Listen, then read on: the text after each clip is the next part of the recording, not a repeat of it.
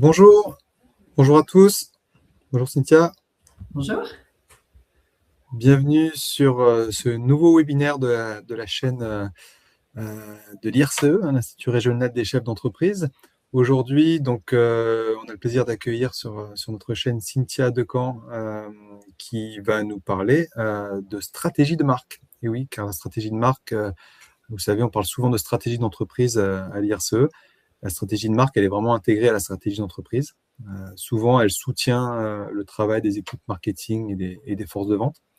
Et c'est vrai que la plupart du temps, surtout dans les TPE, PME, on ne travaille pas forcément la marque, on va travailler le produit. On va réfléchir en termes de produit. Or, la marque, c'est ce qui englobe le tout. Et donc, c'est important. Ça va être le principal vecteur d'émotion et de mise en action de vos clients, de vos interlocuteurs. Donc, c'est important de la soigner. Voilà. Donc, on va en parler ensemble pendant à peu près 3/4 d'heure. Et puis ensuite, on aura une session de questions-réponses. Vous pouvez poser vos questions tout au long du webinaire dans le chat sur votre droite. Si on peut en traiter quelques-unes durant les 3/4 d'heure, on le fera, mais vraiment la plupart seront traitées. Mais voilà, vous pouvez commencer à les poser maintenant et elles seront traitées à la fin. Petit détail technique aussi, alors le webinaire est enregistré. Vous recevrez de la part de Webikeo un lien avec le replay, donc vous pourrez le revoir, vous pourrez le partager aussi avec d'autres personnes intéressées par le sujet. Et puis de temps en temps, on vous sollicitera avec un outil sondage. Donc voilà, on vous mettra à contribution. Cynthia, je vais te passer la main. On va passer sur la présentation. Moi, je vous rejoins, je serai là juste derrière, notamment pour les sondages, et puis on se rejoint pour la session de questions-réponses. Merci beaucoup, Christophe. Enchantée. Du coup, je suis Cynthia Decamp et je vais vous amener vers une direction qui va apporter beaucoup plus de légèreté dans votre quotidien quand vous allez travailler votre marque. Parce que la bonne nouvelle, c'est qu'on va être plutôt sur un moteur de croissance. Pour me présenter, je suis Cynthia Decamp. Je suis fondatrice d'un cabinet stratégie de marque qui s'appelle Wonder Strategy, que j'ai monté il y a 5 ans, après avoir travaillé dans des grandes agences parisiennes du type Publicis et McCann Erickson. Et puis, j'étais aussi chez Samsung et chez Pierre Fabre. Donc, depuis 5 ans, j'ai choisi de pouvoir accompagner des entrepreneurs, des directions marketing sur un sujet qui est la stratégie de marque. Et donc, c'est comment accroître sa notoriété, comment devenir une marque forte pour faire croître sa croissance et son CA. Aujourd'hui, je voudrais commencer par déjà vous souhaiter la bienvenue et vous remercier d'être avec moi. On va voir beaucoup de choses. Ce qui me ferait plaisir, ce serait de pouvoir savoir qui vous êtes. Et du coup, je vais lancer un petit sondage pour pouvoir m'assurer qu'on se connaît. Donc, j'ai lancé un petit sondage qui va apparaître normalement sur votre écran et qui me permet de savoir qui est en face de moi, pour que je puisse adapter et puis savoir à qui je parle, puisque vous avez la chance d'avoir un écran où vous me voyez et moi, je ne vous vois pas. Donc, j'ai lancé un petit sondage. Dites-moi qui vous êtes et j'aurai une deuxième question qui suivra. Et ensuite, on attaquera le webinaire.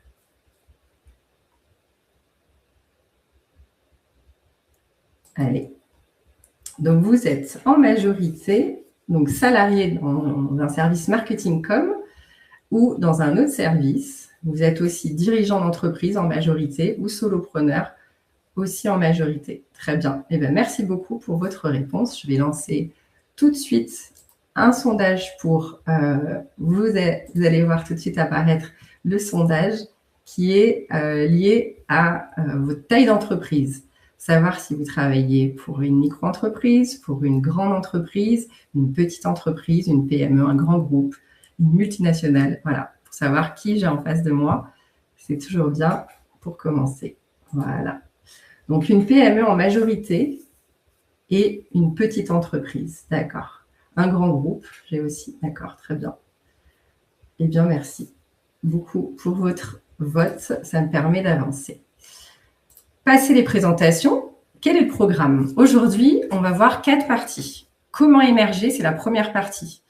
La deuxième partie, c'est l'outil de la plateforme de marque qui va être votre outil déterminant pour pouvoir être un moteur de croissance. Ensuite, nous allons voir une illustration, c'est la partie 3. Et en partie 4, nous allons voir bien, votre diagnostic à vous en tant que marque, en tant qu'entreprise. On va faire votre diagnostic ensemble. Donc, restez jusqu'à la fin puisque la fin concernera vraiment un cas d'usage qui vous est personnel. Nous allons suivre avec une petite slide qui est assez étonnante. Mais aujourd'hui, je souhaiterais vous dire que Apple ne vend pas d'ordinateur. Et pourquoi Cynthia Decamp nous raconte ça? Eh bien, je fais un petit sondage pour savoir si vous êtes d'accord avec moi ou si vous n'êtes pas d'accord, ou bien si vous vous posez des questions et vous interrogez. Pourquoi Apple ne vend pas d'ordinateur? Eh bien, je vois que tout le monde est aligné avec moi. Apple ne vend pas d'ordinateur. C'est vrai. Mais en même temps, c'est une absurdité. Pourquoi je vous dis ça? C'est parce qu'en effet, Apple vend des ordinateurs, mais surtout, cette marque vend une expérience. Et aujourd'hui, c'est ça que nous allons aller chercher. C'est d'aller vendre une technologie fluide, une technologie simple, un design, plutôt que juste un produit qui s'appelle un ordinateur. Donc, Apple, bien sûr, vend des ordinateurs, mais Apple vend une expérience de marque, une expérience avec ses consommateurs, une expérience en point de vente, une expérience avec son produit. D'accord? Et aujourd'hui, c'est Apple qui a fait un excellent travail sur sa stratégie de marque. Donc, ça restera un exemple, un cas d'usage incroyable parce que aujourd'hui, il faut, en 2026, pouvoir travailler sa stratégie de marque, peut-être pas avec les moyens d'Apple, mais en tout cas avec les leviers que nous allons voir derrière, parce qu'on est sur un contexte qui est difficile, n'est-ce pas? Nous avons un contexte qui est flou, nous avons nous sommes inondés d'informations. Vous, en tant que consommateur, vous, en tant qu'individu, vous êtes submergé par toutes ces publicités, toutes ces marques qui naissent, qui meurent, toutes ces marques qui sont là pour vous amener des publicités, des messages dans tous les sens.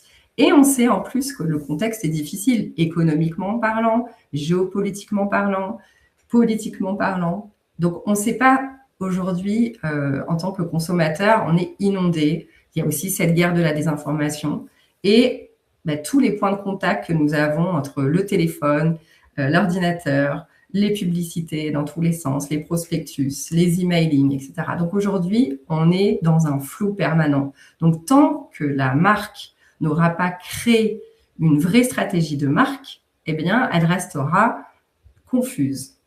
Et donc, nous, on va aller chercher des exemples comme Apple pour se dire comment émerger dans un contexte si difficile comme en 2026. Eh bien, c'est sûr que la marque floue et incohérente, c'est exactement ce qu'il ne faut pas faire, puisque ça va fragiliser votre business. Vous avez devant vous la possibilité, avec ce webinaire, de pouvoir travailler en fait sur une marque qui sera claire et cohérente. D'accord? C'est comme ça qu'on va pouvoir émerger. Pourquoi, en fait, il ne faut pas être flou? Pourquoi il ne faut pas être incohérent? Parce qu'en fait, ça crée des grosses ruptures de confiance. Quand on voit au mois d'octobre la polémique qui a été créée par le BHV Marais, qui est une institution parisienne, qui a des valeurs, qui est l'expression de l'artisanat français, du luxe, de l'élégance à la française, du parisianisme, de l'art de vivre à la française, et qui prône des valeurs plutôt de, on va dire, commerce de proximité, avec un consommateur qui est plutôt CSP+, et qui aime se balader dans le BHV pour aller choper des marques de renom françaises, entre autres.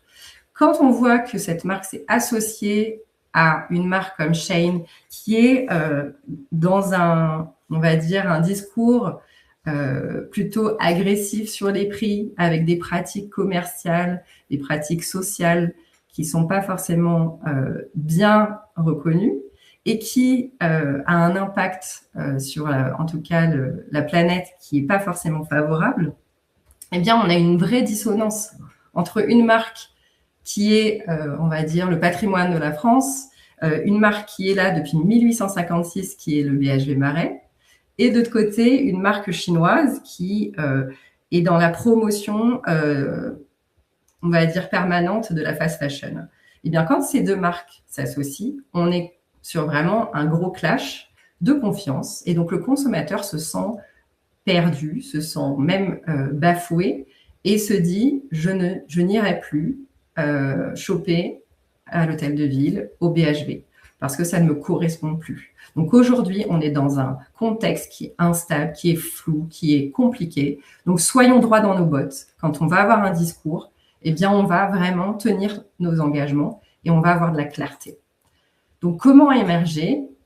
En 3 leviers. On va clarifier qui on est. C'est le rôle que vous allez aussi, vous, en tant que dirigeant, en tant que directeur marketing, directeur com ou autre fonction, vous allez pouvoir aider votre entreprise à avoir un message clair sur qui vous êtes, qu'est-ce que vous offrez. Ensuite, vous allez aussi travailler sur vos différenciations. Aujourd'hui, on ne peut pas être comme tout le monde, on ne peut pas offrir un énième produit, une énième offre similaire au marché. On doit se différencier absolument.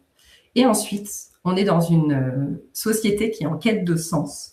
Et donc, les consommateurs, les clients veulent du sens.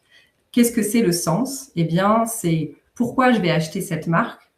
Ah oui, parce qu'en fait, cette marque, elle a un vrai rôle sociétal. Elle a un rôle civique. Elle a un rôle avec des engagements pour la planète. D'accord? Ça, ce sont des exemples que je donne.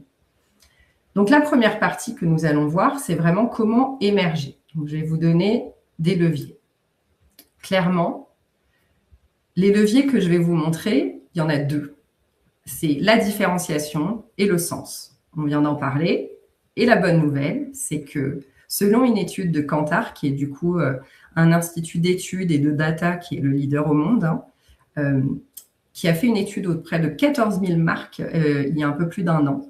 Ils ont étudié en fait que les marques qui avaient clairement travaillé sur leur stratégie de marque avec une vraie différenciation et qui avaient apporté un sens et un rôle à leur marque, eh bien, ces marques faisaient 5 fois plus de croissance. Vous avez bien lu, c'est 5 fois plus de croissance qu'une marque qui ne l'a pas fait. Donc, imaginez-vous le pouvoir que vous avez aujourd'hui de pouvoir vous dire « Je vais travailler ma marque pour avoir du sens, pour avoir une différenciation. Et du coup, je vais pouvoir être dans ces 5 fois plus de croissance, en tout cas si vous faites l'exercice correctement. » Nous allons continuer pour voir en fait comment apporter cette croissance.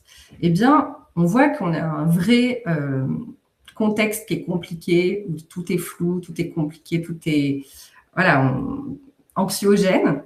Et je ne sais pas moi qui le dis, vous avez juste à allumer la radio, c'est anxiogène. Donc aujourd'hui, vous devez absolument devenir un repère avec votre marque, qu'elle soit petite, grande ou qu'elle soit en train d'être refondue. Devenez un repère pour vos consommateurs, pour la société. C'est ça le rôle le plus important que vous devez avoir. Et qu'est-ce que c'est un repère? Eh bien, je vais vous donner 3 manières d'être un repère. Le premier repère, ça va vraiment être de pouvoir porter une conviction très forte.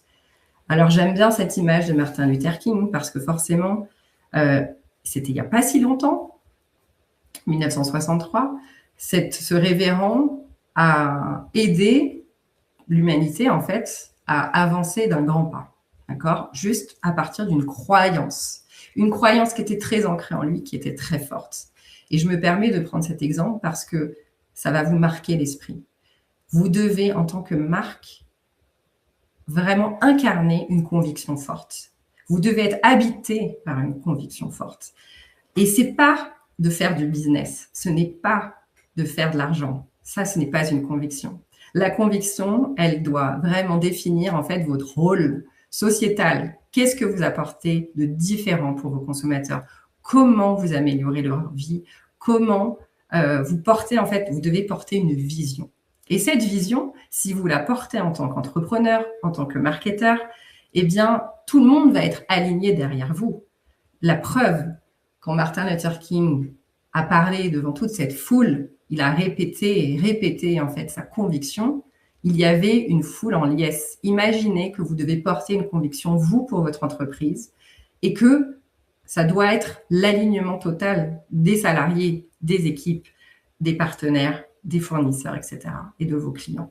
C'est-à-dire que tout le monde doit se dire « j'aime cette conviction, elle est forte ». Donc bien sûr, je vous montrerai tout de suite une conviction.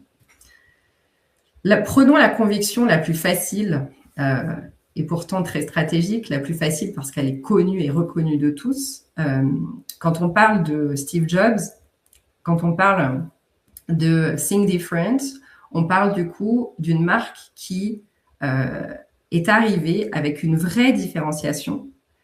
Et surtout, imaginez-vous que quand le fondateur d'Apple a créé Think Different, c'était pas au moment où c'était facile. En fait, le marché était compliqué. Et quand le marché était compliqué, il a fallu un repère.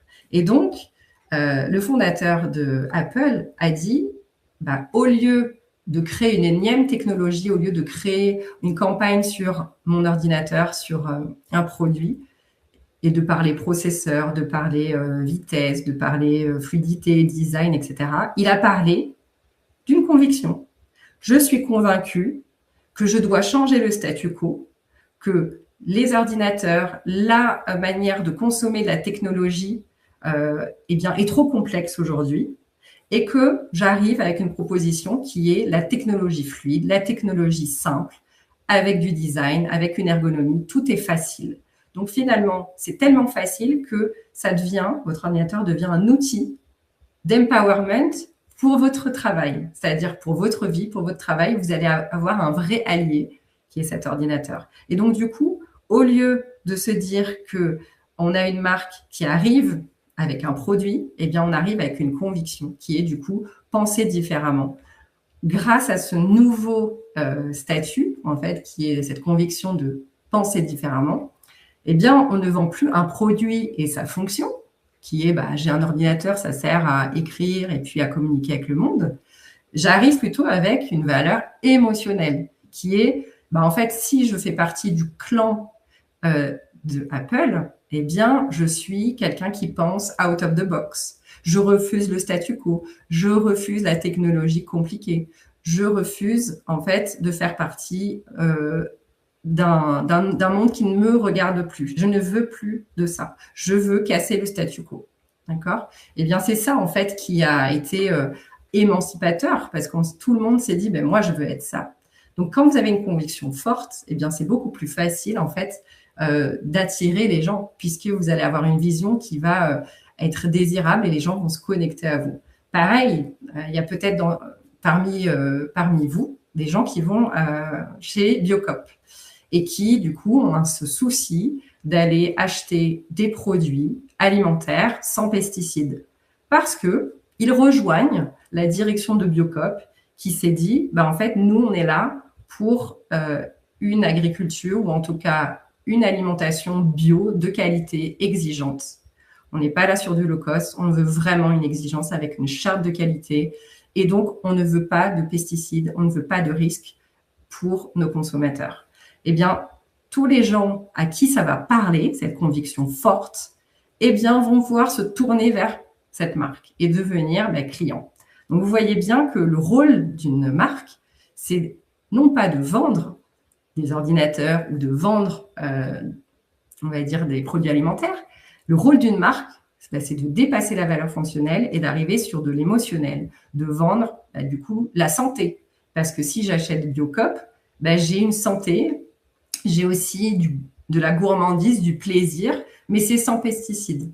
Et quand j'achète un ordinateur Apple, eh bien, je vais bien sûr acheter, au-delà d'un produit, je vais acheter une émotion, je vais acheter un design, une communauté, un écosystème. Et peu importe ce que Apple va sortir comme produit, tous les consommateurs qui consomment Apple parce qu'ils portent cette conviction, eh bien, ils vont être contaminés par les autres produits. Ils auront envie d'acheter les nouveaux produits. Voyez ? Donc aujourd'hui, on travaille vraiment sur cette conviction forte en priorité quand on veut vraiment avoir une croissance sur sa marque.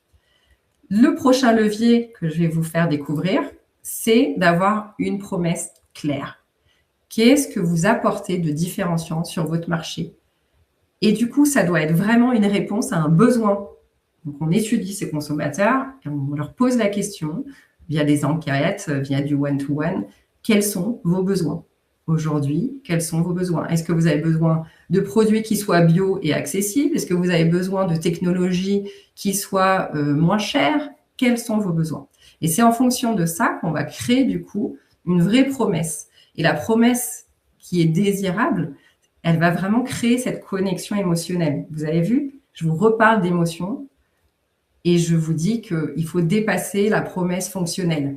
Oui, ce shampoing sert à laver vos cheveux. Mais c'est pas comme ça qu'on va créer une connexion avec les consommateurs parce que j'ai plein de concurrents qui vendent aussi des shampoings qui moussent et qui sont là pour traiter vos cheveux.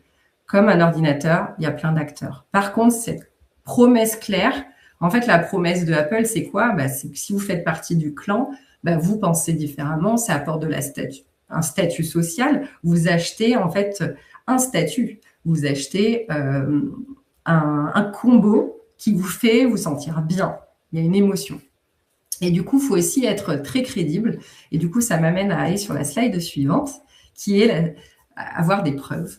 Quand on est une marque forte, c'est parce qu'en fait, on a eu des preuves. C'est facile de dire je suis le meilleur. Non. Quelles sont tes preuves? Ah, j'ai travaillé avec 150 marques. OK, cite les marques avec lesquelles tu as travaillé. J'ai 5 sur 5 d'avis sur Google. Ça, c'est une preuve, d'accord? Qu'est-ce que vous avez fait pour la planète? Par exemple, Patagonia, c'est leur raison d'être. Patagonia est une entreprise du coup qui vend du textile, en tout cas on va dire des équipements plutôt sportifs.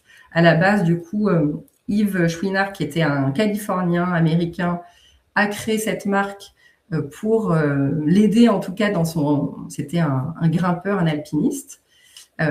Et en fait, il a vendu des articles pour aider les alpinistes.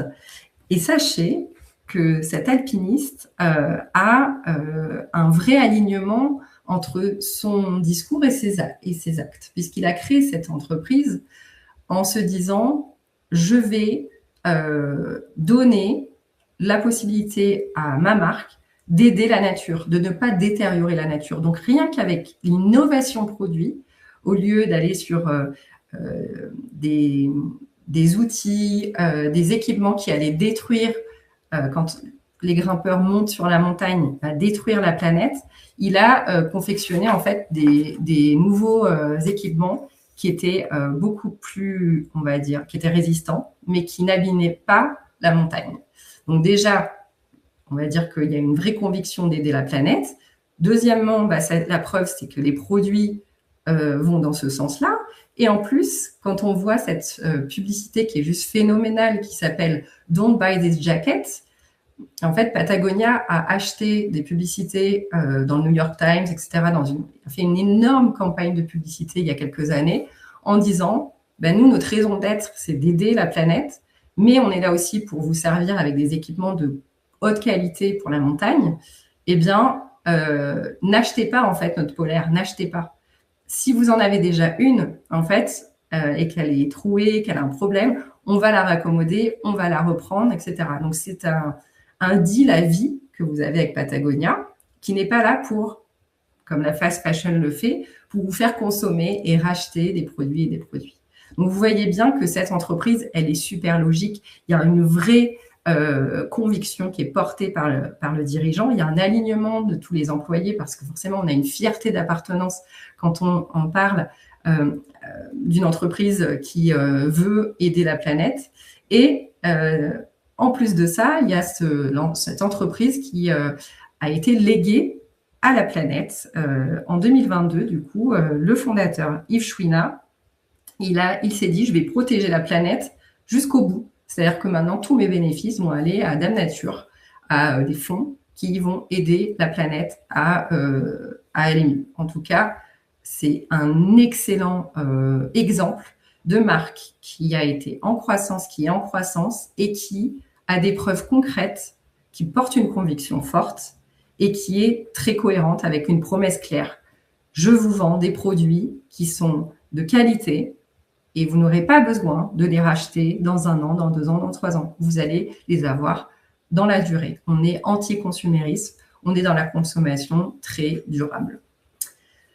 Ensuite, on va passer sur la partie 2 de la présentation, qui est, une fois que vous avez fait ça, eh bien, vous êtes prêt à travailler sur votre plateforme de marque.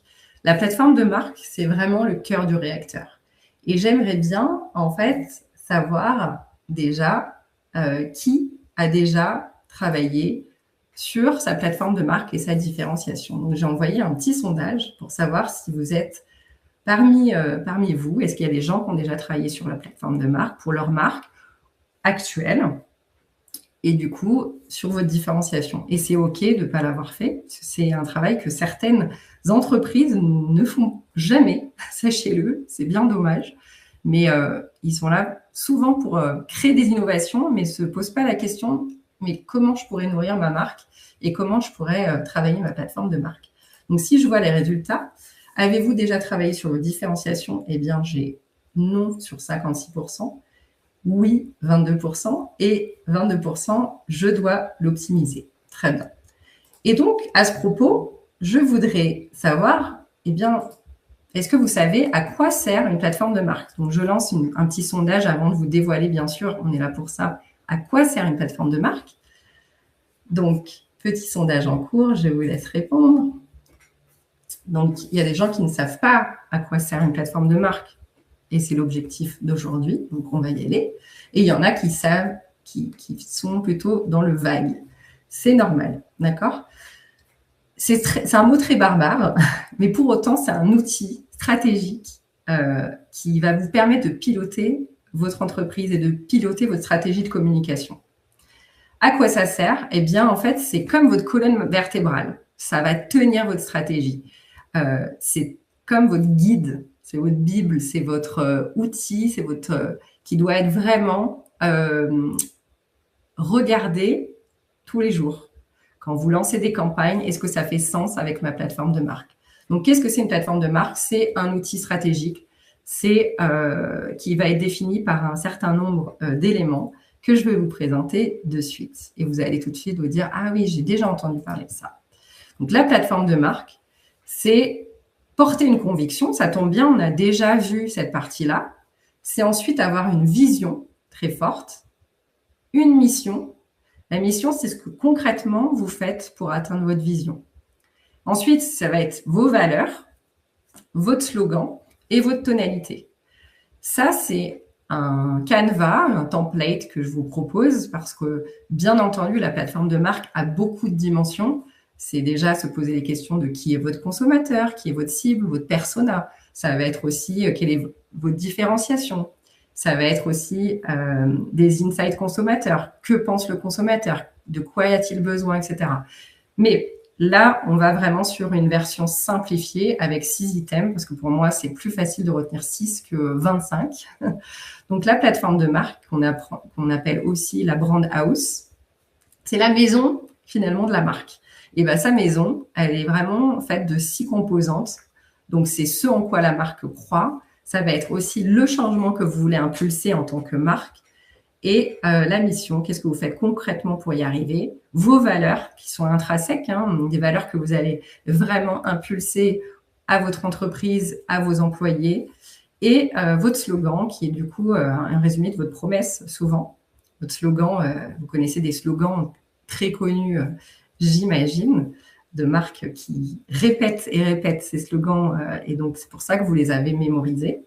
Et la tonalité, c'est comment vous parlez, en fait. Par exemple, est-ce que vous allez être plutôt chaleureux? Est-ce que vous allez être dans l'humour? Est-ce que vous allez être avec une distance, corporate, etc. Donc, on va passer finalement à une illustration. Donc, c'est la 3e partie. Donc, comment illustrer, en fait, ce que j'explique à l'instant avec la plateforme de marque? Eh bien, je voulais vous proposer de regarder un exemple concret qui est la marque Back Market. Cette marque, elle est fabuleuse parce qu'elle est en train de révolutionner le marché de la technologie. Pourquoi? Parce qu'en fait, on parle d'une marque qui s'est montée du coup en 2014 et qui se bat contre les idées reçues du reconditionné. Puisque la technologie, quand elle est reconditionnée, elle est vue comme pas fiable et vieillotte. Donc, ok, ça, c'est une pensée. Mais il y a une conviction qui est très forte, qui est, en fait, non, le reconditionner, on va le réinventer, on va créer de la désirabilité sur le reconditionné. C'est-à-dire qu'un téléphone qui a déjà servi, qui a déjà eu une vie, on va pouvoir lui donner une deuxième vie et on va pouvoir le rendre désirable. Donc ça, c'est toute l'histoire de la stratégie de la marque de Back Market. Et donc, je vais vous montrer comment cette entreprise de 2014 a réussi.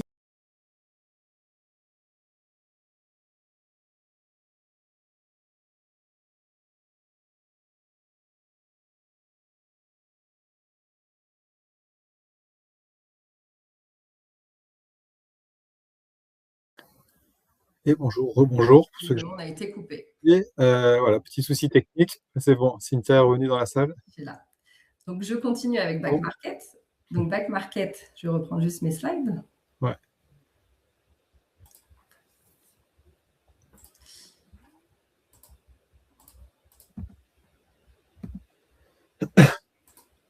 Voilà, je reprends le lead.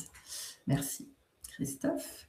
Donc, l'exemple concret, c'est la marque, du coup, a créé une énorme campagne de publicité qui a été créée il n'y a pas longtemps, que vous avez peut-être vu, et qui s'appuie en fait sur une copie conforme de la publicité de l'iPhone, en fait, qui est son concurrent finalement. Apple, c'est le consumérisme. On sort un téléphone, il y a une espèce d'obsolescence programmée. En tout cas, Apple a une marque forte, mais qui crée beaucoup d'innovation.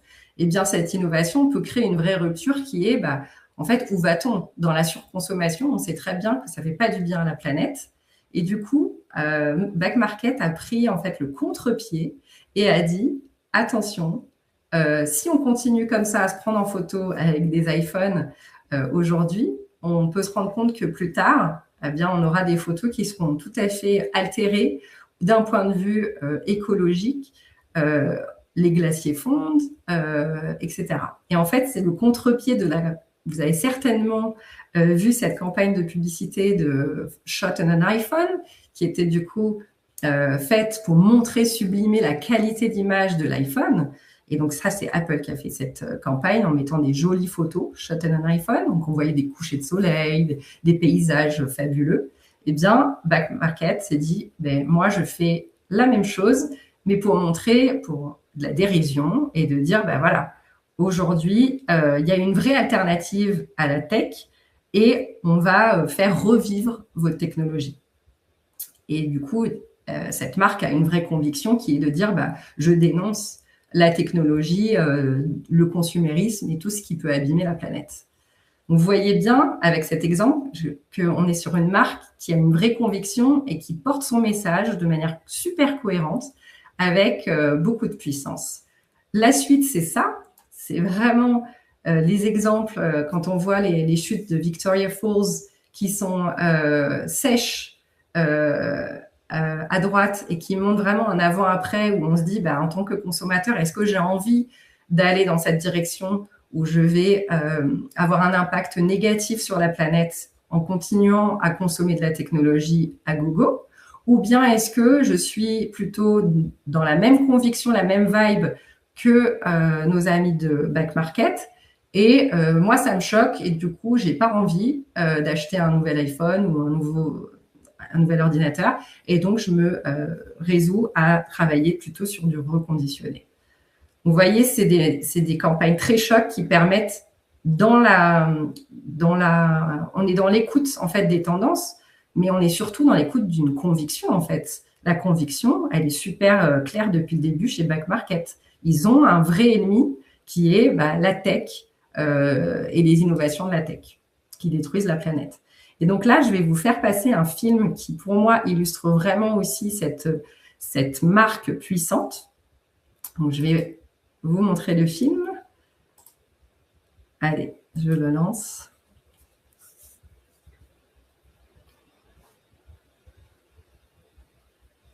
Le film de Back Market.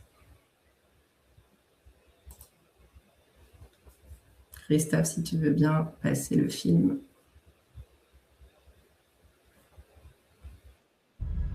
Voici Tel. Tel fait tout comme un tel. Tel passe des appels. Tel envoie des messages. Tel vous accompagne au petit coin. Tel diffuse vos séries préférées. Tel lâche des likes. Ou pas. Bref, tout ce que fait un téléphone, Tel le fait aussi. Alors c'est quoi un tel? Ce tel est un tel. Et ce tel est aussi un tel. Tous ces téléphones sont des tels. Des appareils reconditionnés par des pros suivant le pacte qualité Back Market. Aussi performants, mais moins impactants pour la planète que des neufs. Choisissez simplement entre Android ou iOS et recevez un tel. Parce que vous n'avez pas besoin d'un téléphone neuf, vous avez juste besoin d'un tel. J'espère que cette campagne vous a fait rire, ou en tout cas vous a fait sourire, et vous vous êtes dit, ouais, en effet. Donc il y a une prise de recul, hein, et après on est pour ou on est contre, mais le but c'est qu'il y ait un vrai clivage, et que toutes les gens ou toutes les personnes qui se sentent connectées à ce message puissent aller vers cette marque. Donc vous voyez, on crée une désirabilité parce qu'il y a un vrai sens, il y a de la différenciation, il y a de la cohérence. Il y a un message qui émerge en fait, et c'est comme ça qu'on est impactant en tant que marque. Donc je vais continuer du coup le support pour que vous puissiez le voir et continuer la suite. Si je peux avoir l'accès, voilà, je suis en train de récupérer l'accès, très bien. Donc, vous avez vu l'illustration parfaite de cette stratégie de marque. Eh bien, ce que je vais vous proposer aujourd'hui, c'est de pouvoir analyser la plateforme de marque de Back Market. Donc, si on se dit comment il se positionne comme une marque qui dit le meilleur de la tech reconditionnée. Donc, la conviction forte que la marque porte, c'est quoi? Eh bien, nous croyons que la technologie ne doit pas être jetable. Elle peut durer, se réparer, se transmettre, sans impacter la planète. La vision, c'est ce que vous projetez, votre transformation de la société. Eh bien, c'est un monde sans la fast tech, où la tech va vraiment respecter la planète. Ensuite, au niveau mission, c'est concrètement qu'est-ce qu'on apporte comme solution, qu'est-ce qu'on vend, qu'est-ce qu'on offre. Eh bien, on donne à chacun le pouvoir de reprendre le contrôle de la tech avec des objets avec une durée de vie beaucoup plus longue, des appareils électroniques qui ont une durée de vie longue, la circularité et la réparation de ces appareils. Les valeurs qui guident, eh bien, c'est la transparence, c'est l'environnement, c'est la qualité. Le slogan, alors, pas sûr qu'ils utilisent ce slogan encore aujourd'hui, mais en tout cas, ils ont utilisé ces slogans. C'est la Tech Reborn et Better Than New. Et donc ça, et c'est grâce à ça aussi qu'ils se sont fait connaître, c'est parce qu'ils ont eu ce slogan ultra fort qui est hyper simple à retenir et très, très sympa, très smart en fait. Tech Reborn. Et au niveau de leur tonalité, comment ils s'expriment en tant que marque, vous l'avez vu avec le film, vous avez vu avec les exemples de la copie de l'iPhone, de la campagne iPhone. C'est vraiment hyper engagé, c'est avec un ton impertinent qui veut vraiment casser les codes de la tech. Donc là, c'est deuxième degré, c'est ironique, etc. Et c'est grâce à cette combinaison en fait des 6 items que vous voyez là que vous arrivez vraiment à créer une marque forte. J'espère que c'est clair. Je vais finaliser juste le cas de Back Market avec la slide d'après. Vous vous souvenez quand on avait fait la petite slide sur Kantar, du coup le leader des études, qui a fait une étude sur 14 000 marques et qui a détecté en fait que les marques qui avaient du sens et de la différence étaient 5 fois plus en croissance que les autres. Eh bien, si j'applique ces 2 items, le sens et la différence à Back Market, rendre la tech plus responsable et accessible. Eh bien là, Back Market, c'est vraiment ça. Ils ont un sens. Si j'achète Back Market, c'est que je veux de la tech, mais je veux que ça soit de la tech durable et responsable. Ok, très bien. Et ensuite, leur différence, c'est aussi ce ton. Ça va être leur garantie reconditionnée. Ils ont des contrôles qualité, je crois, ils contrôlent 100 points de qualité. Ils ont vraiment un contrôle qualité better than you. Donc là, grâce à ça, on va faire de la croissance et on va devenir une marque forte. Et je voulais finir les exemples qui montrent qu'une marque forte qui arrive avec un vrai sens et une vraie différenciation, eh bien, arrive à créer de la croissance. Eh bien, on a du coup Happyvore. Cette fois-ci, c'est Happyvore, c'est pas Back Market, c'est Happyvore, qui est du coup une marque que j'aime beaucoup, qui est vraiment dans le végétal et qui propose des alternatives en fait tout à fait gourmandes végétales. Eh bien, ils ont un produit qui pollue beaucoup moins à produire que d'autres produits qui sont pas végétaux et qui sont pas forcément sains par rapport aux émissions à effet de serre. Et donc, la vraie différence, c'est de pouvoir répondre aux freins du VG, parce que les VG, on se dit, les VG, c'est pas forcément bon, c'est pas gourmand, on s'éclate pas à manger du VG. Non, en fait, on va vous montrer cette gourmandise, on va montrer avec des preuves gustatives, et on va vous montrer aussi que ça fait du bien à la planète. Eh bien, on est le 3 février aujourd'hui. Le 29 janvier 2026, c'était il y a quelques jours, eh bien, ce Français, Happyvore, a dépassé Nestlé, qui est du coup quand même un grand groupe, grâce en fait à cette proposition, cette différenciation, ce sens qui est apporté. Donc, vous voyez bien qu'aujourd'hui, ce que je viens vous expliquer, c'est que quand on a une marque forte qui est différenciée, qui a créé du sens, quand je dis le sens, c'est un vrai sens. Pourquoi je suis là? À quoi je sers? Qu'est-ce que j'amène comme rôle? Quel est mon rôle en tant que marque pour mes consommateurs, pour mes clients, pour mes partenaires? Quelle est ma vision? Quelles sont mes valeurs? Quelle est ma conviction forte? Et donc, c'est là où aujourd'hui, je voudrais vous poser la question à vous. C'est la 4e partie de ce webinaire. C'est votre marque. Quel est, en fait, l'exercice pour vous, en tant que responsable marketing, en tant que dirigeant, en tant que fondateur? Quel est, en fait, pour votre marque, quel est ce sens? Avez-vous créé un sens à votre marque? Est-ce que vous avez une conviction profonde? Est-ce que vous avez travaillé sur votre vision, votre mission, vos valeurs? Et est-ce que vous avez travaillé sur votre différence, ce qui fait vraiment votre singularité, ce pourquoi vous allez être mémorable, impactant, ce pourquoi on va vous choisir. On aura une perception de vous et on aura envie de vous acheter. Donc déjà, posez-vous la question là-dessus. Et donc, on va faire un auto-diagnostic sur la partie suivante, qui est la suivante. On va essayer de trouver déjà une petite analyse de chacun de sa marque. Qu'est-ce qui est clair dans votre marque? Qu'est-ce qui n'est pas clair? Et qu'est-ce qui est incohérent? Donc, vous allez peut-être, si vous avez l'opportunité de crayonner ou écrire sur votre ordi, voilà, qu'est-ce qui est clair dans votre marque? Donc, qu'est-ce qui est clair? En fait, mes produits sont clairs et répondent à un vrai besoin consommateur. Ma cible, elle est super claire. Voici mon persona. Mes prix sont légitimes par rapport à mon positionnement. Ça, c'est un exemple. Qu'est-ce qui est flou? En fait, je n'ai pas travaillé ma différenciation. En fait, j'ai l'impression que je fais un peu comme tout le monde. Je fais des crèmes anti-âge qui apportent finalement un réconfort à mes consommatrices et des signes qui réduisent les signes visibles de l'âge, par exemple. Mais je n'ai pas vraiment de différenciation. Et c'est là où, du coup, vous allez mettre ce point d'interrogation en disant, ouais, j'ai pas travaillé ma différenciation. Ou j'ai pas travaillé mon pourquoi, la fameuse conviction. Je sais pas qu'est-ce que j'apporte, quel est mon rôle en tant que marque au-delà de ma valeur fonctionnelle du produit. Qu'est-ce que j'apporte de vraiment différenciant sur le marché? Quelle est ma conviction? Et donc, après, il y a aussi ce qui est incohérent. Par exemple, je dis que je suis une marque engagée, mais je n'ai pas de cohérence parce que finalement, je donne des tote bags et des sacs plastiques à mes clients. Ou bien, j'ai des emballages qui ne sont pas recyclables. Ou bien, je ne suis pas logique parce qu'en fait, je n'ai pas de charte RSE en interne alors que je dis que je suis engagée.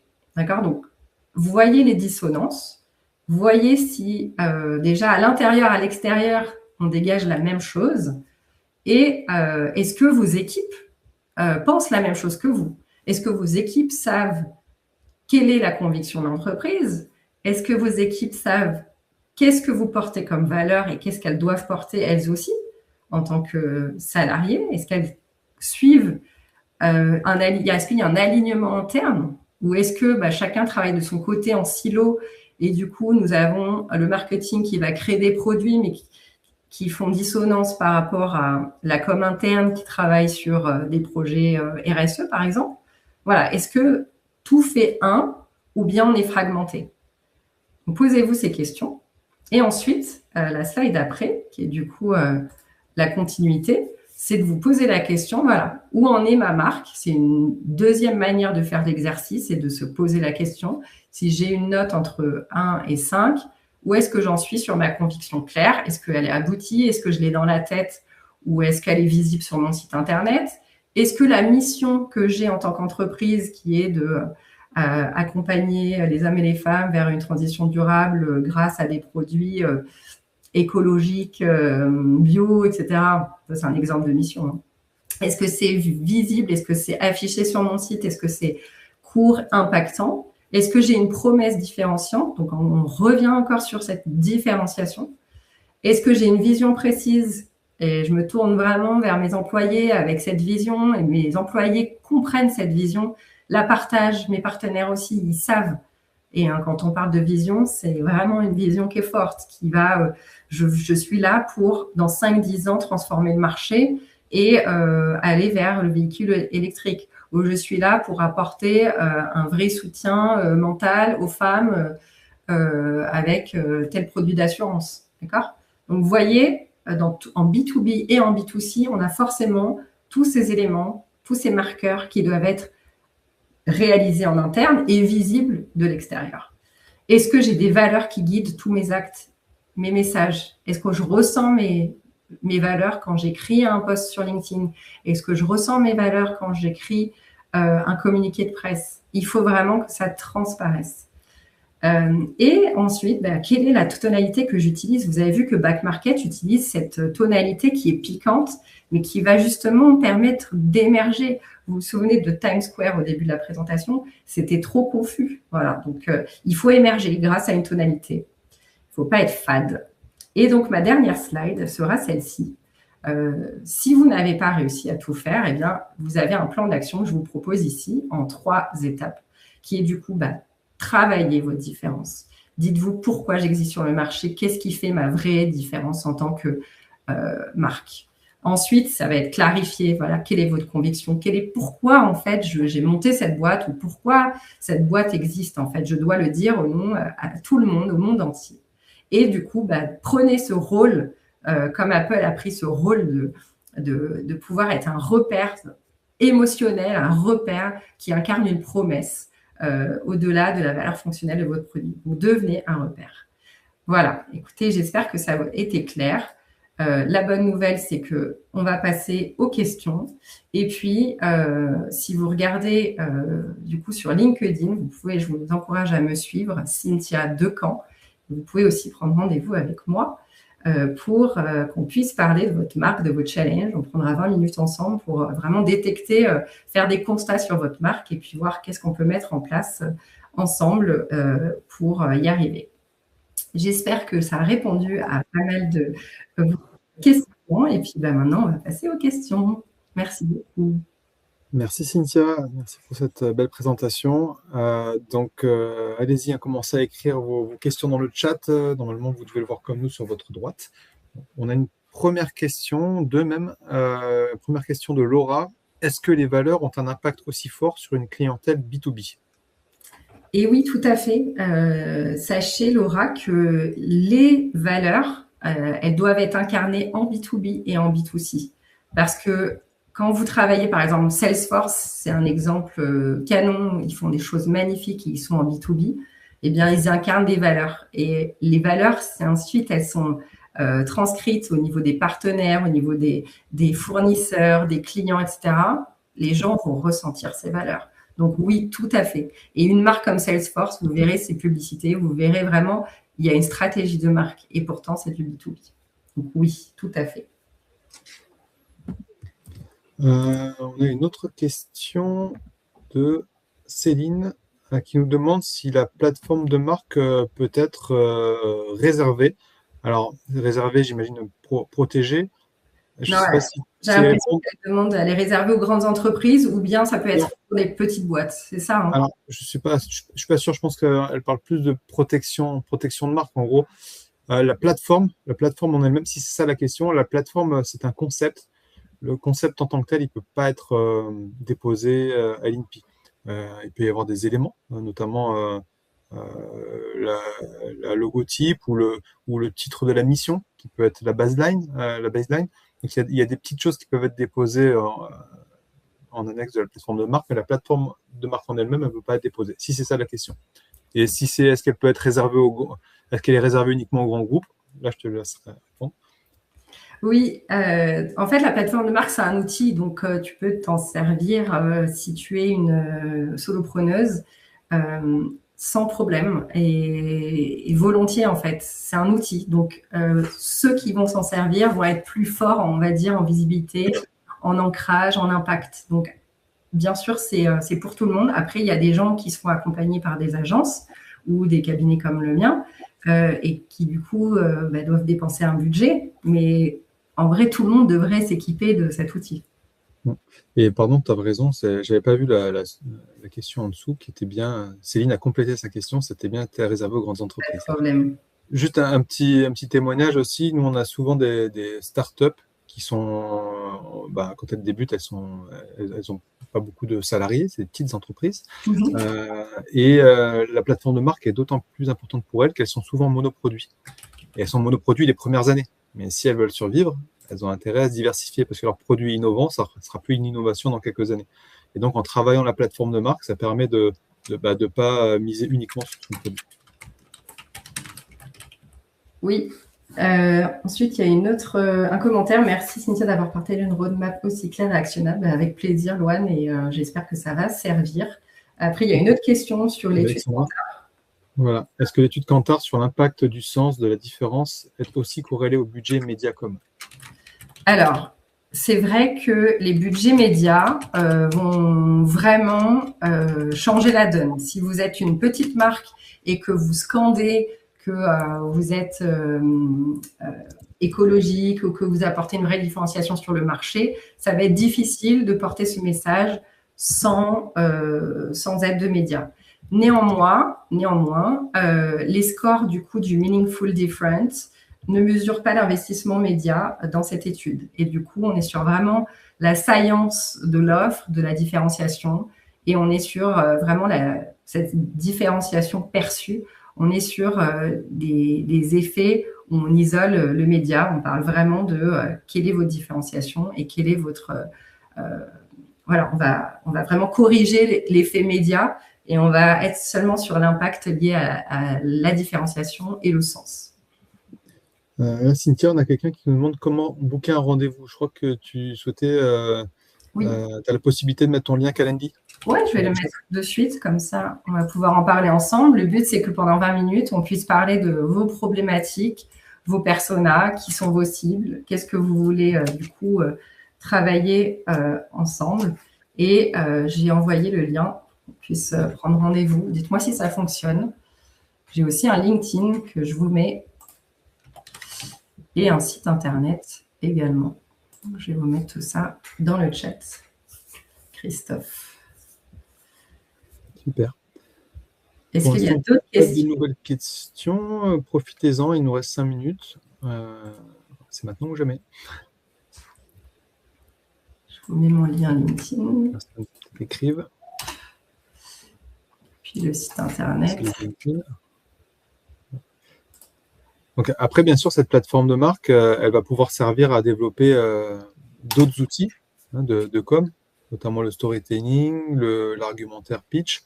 Est-ce que tu peux nous en parler un petit peu? C'est quoi la suite après la plateforme? La plateforme de marque, c'est vraiment la base. Et du coup, ce que je construis avec mes clients, c'est que déjà, je vais écouter, je vais faire des interviews de clients, de partenaires pour comprendre vraiment quels sont les besoins des consommateurs, quels sont les leviers sur lesquels s'appuyer et les opportunités, marché, etc.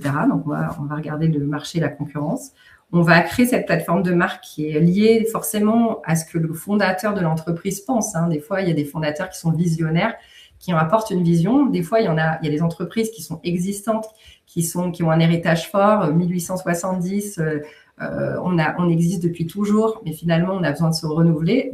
Il va falloir trouver une nouvelle conviction pour se positionner sur son marché et être plus pertinent et plus désirable.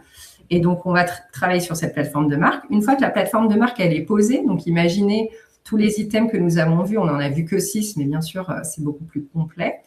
Nous avons ces items, il va falloir les mettre en musique. Donc, on va activer ça en se disant, pour parler de notre conviction, va-t-on faire un film ? Vous avez vu l'exemple du film de Back Market. Va-t-on faire un podcast ? Va-t-on créer une association, une fondation ? Va-t-on refondre nos produits pour que ça fasse sens avec notre nouveau positionnement et notre nouvelle conviction ? Ou bien est-ce qu'on va créer une campagne radio ? Donc voilà, tout va se décliner. Et donc, je travaille en workshop, donc je fais de la co-construction. Ça me permet de pouvoir en fait arriver avec de la matière pour pouvoir challenger le client, la marque, et se dire où est-ce qu'on peut aller, dans quelle zone on peut aller se positionner pour être pertinent, différenciant et seul. Quand on se différencie, on est seul face au marché, donc c'est encore mieux que d'être contre tous les concurrents. Et derrière, on va créer cette plateforme de marque à 2 mains ou à plusieurs mains, en tout cas avec les équipes. Et en dernier, on va activer, on va se dire comment on fait pour transformer concrètement sur le papier, c'est bien, mais concrètement, on va lancer une campagne sur TikTok ou bien on va lancer telle et telle campagne et visuellement, du coup, on accompagne. Donc, moi, je peux le faire tout à fait, mais vous avez certainement des agences que vous connaissez qui vont vous accompagner donc sur ce montage-là qui permet d'aller faire une campagne 360 et d'exprimer ce qu'on vient de dire. Donc, voilà. Moi, c'est ce que j'opère avec mes clients. Je le fais avec les éditions Hatier. Je le fais avec, Léa Nature, le groupe Léa Nature, avec des jolies marques. Et ça peut être aussi des petites marques, des marques toutes neuves. À partir du moment où on arrive à parler avec ses convictions, on va très, très loin. Et moi, je peux témoigner, on a fait à l'IRSE, on a fait notre plateforme de marque et on l'a fait en équipe. Et c'était très sympa. C'est un moment c'est un moment team building. Alors, comme tu le disais aussi, à un moment donné, c'est la vision du dirigeant. Donc, il y a une partie de la plateforme de marque, c'est quand même le dirigeant qui apporte cette vision. Mais il y a des éléments de la plateforme de marque qu'on peut travailler en équipe. Ouais. À la tonalité, aux valeurs, il y a des choses qu'on peut travailler en équipe et ça permet à chacun de se sentir investi.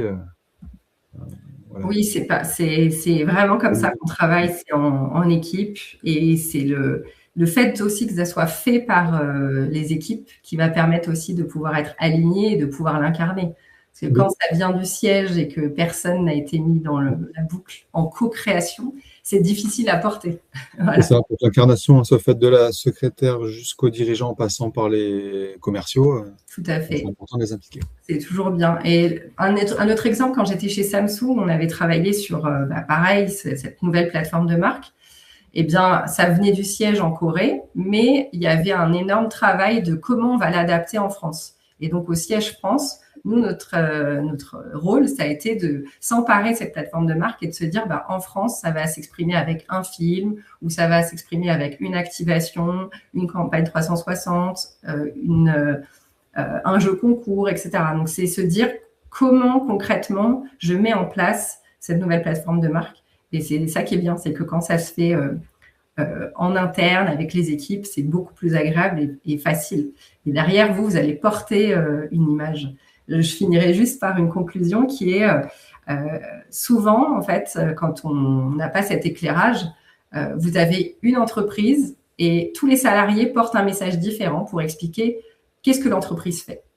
Bien, l'objectif de cette présentation, j'espère que vous l'avez compris, c'est qu'il y ait vraiment plus de cohérence et que quand on va décrire votre entreprise, bien, tout le monde, en interne, en externe, les partenaires, etc., les clients, tout le monde va parler de la même chose, le même positionnement, la même conviction, les mêmes valeurs. Et du coup, c'est comme ça qu'on devient une marque forte parce qu'on est super cohérent, on est consistant, on est droit dans ses bottes. Et du coup, ça crée un énorme impact. Voilà. Je vous remercie beaucoup à tous pour votre attention et je reste disponible pour qu'on puisse s'en parler en direct sur le calendrier. Super, merci Cynthia. Merci à tous. Restez connectés à la chaîne IRCE où il y a pas mal de. Alors, il y a des webinaires à venir tout au long de l'année, mais on en a aussi en replay à voir, notamment sur des sujets complémentaires de celui qu'on vient de voir aujourd'hui, sur le pitch, le storytelling, etc. Donc, n'hésitez pas à aller piocher les webinaires qui vous intéressent sur la chaîne de l'IRCE sur Webikeo. Merci à tous. Merci Cynthia. Bonne journée à tous. Merci à l'IRCE et merci à Christophe. Excellente journée à tous. Au revoir.